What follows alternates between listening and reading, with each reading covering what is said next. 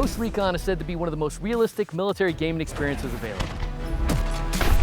Today, we're going to put that claim to the test with 4 real soldiers to see if gameplay tactics hold up in real life. This is the 511 Ghost Recon Breakpoint Challenge.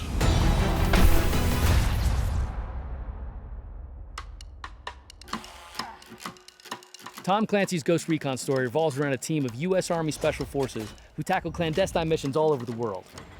Who better to test the realities of gameplay than Special Forces veterans themselves? Let's meet the squad. My name is Dan Edwards. I'm a retired Special Operations Officer. I spent 25 years in the Army. I was fortunate enough to serve in units like Ranger Regiment and then 3rd Special Forces Group. Lee Harvey, retired Major, United States Army Special Forces. I've had multiple deployments to Afghanistan as a team commander, deployments to Africa, and working with a lot of partner nations. I'm Lisa Jaster. I'm a Lieutenant Colonel in the Army Reserve. I'm also the first female reservist to graduate from Army Ranger School. My name is Mike Glover. I spent 20 years in the U.S. Army as a Green Beret. My last assignment was an Operations Sergeant Major in Special Forces, as well as a U.S. government contractor. All right, team. We all know there's a difference between video games and actual combat. But Ghost Recon Breakpoint did a hell of a job inserting modern combat realities into the gameplay. And one combat reality we all know is drones.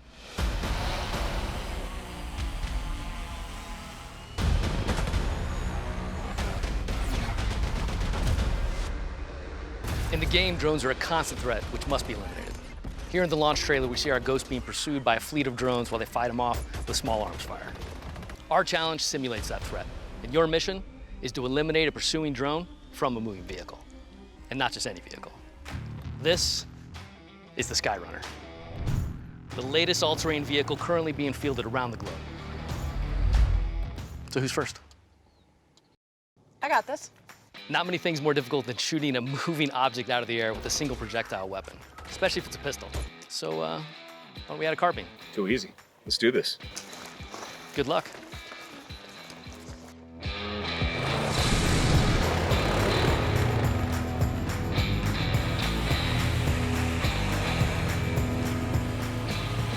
Drones are an integral part of the battlefield, both as an asset and as a threat. They can be used by the enemy to harass, to recon and surveil. I mean, if you just decide to put a payload on it and just fly it right into a vehicle. To take a moving target that's hovering, that's unpredictable, moving in airspace where you have to change your elevation, you have to change your point of aim, which affects obviously your point of impact, it's the most difficult thing to do in combat. We use a lot of tools to counter this threat, but a handgun certainly wouldn't be my first choice. It's a very challenging feat, if you can pull it off.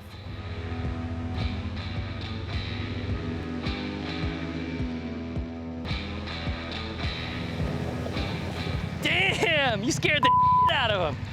But we all know it's damn near impossible in real life, right? So I think it's time we bring some SF ingenuity into this operation. What do you think? If I had to shoot a drone from a moving vehicle, and I had my choice of weapon, I'd be riding shotgun. Are you boys ready? Yep. Ready.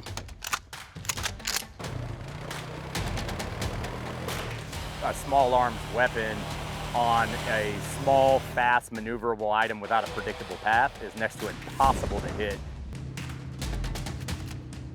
There's different versions of new technology, emerging technology that are interdicting drones. A lot of it is classified. An independent unilateral unit should be able to use their ballistic capability in order to stop a drone.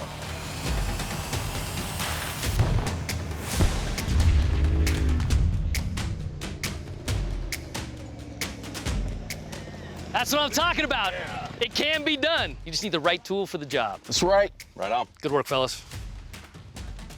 Let's get set up for the next one.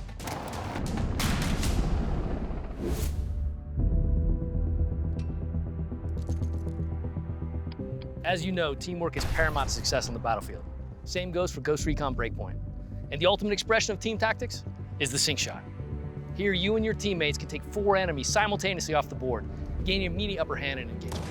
The key, of course, is timing.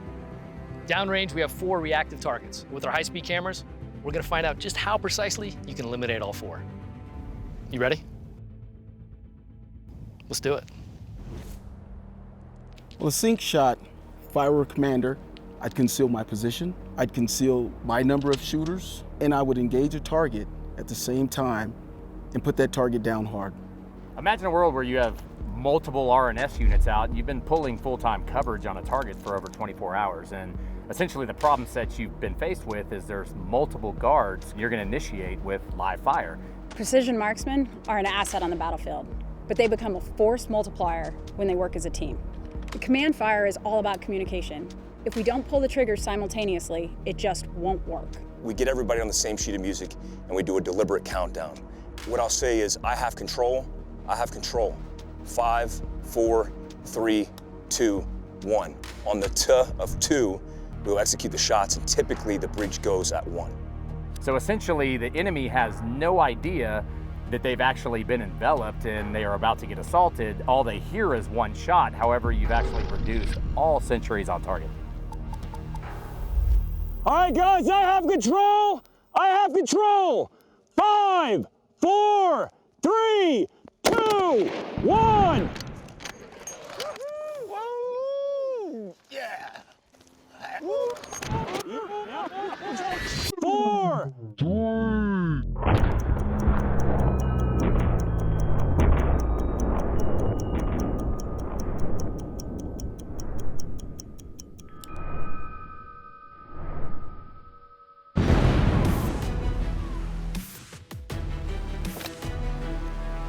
Well done. Hey, what the hell was in those barrels? It's 55 gallons of pure freedom. It was a great shot, very well synchronized. What do you think, Mike? 0.25 break? I'm not surprised, this is what we do, so. But don't worry, we have some stuff that's gonna be a little more challenging for you. Let's go check it out.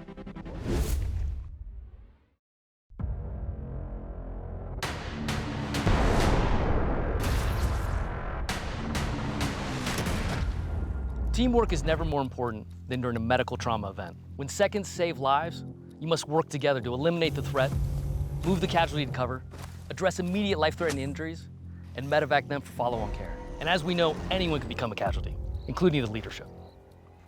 Dan, I'm sorry, but you just took one to the thigh. Of course I did. Thanks, Dan. I got you, man. Ghost, your team leader has a massive arterial bleed, and you're under fire. You know what to do.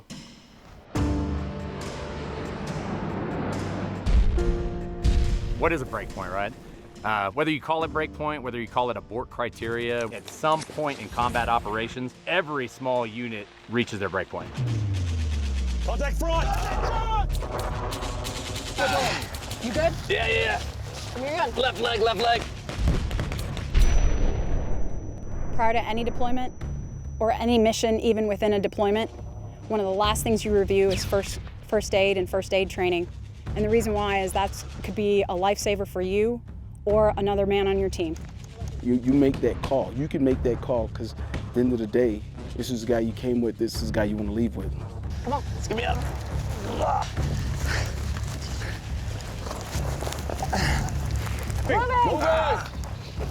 I know that I'm small in stature.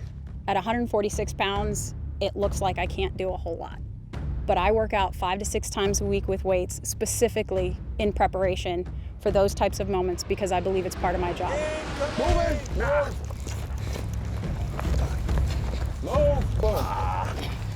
You know, you have to get that individual ready to move. Again, you want to ensure that if they're conscious, that they remain in the fight, keep their weapon at the ready, because in a twist of fate, they've essentially become your local security as you are medevacing them off the battlefield. Picking up the 12! Got 6!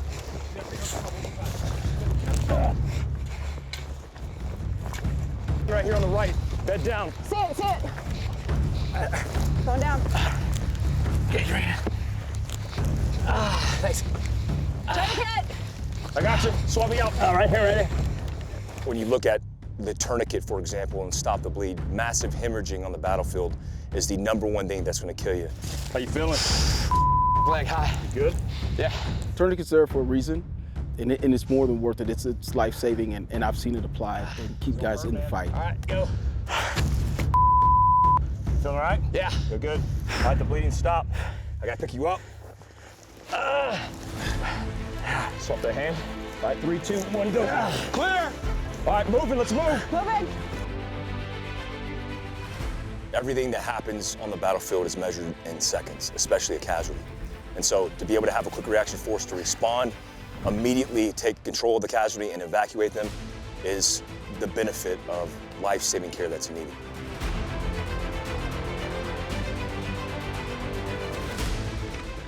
Nice work, Ghost. Dan, congratulations. Consider yourself respawned. Guys, hey, look, it sucks being a casualty, but if you're gonna medevac me, Sky Runner's the way to do it.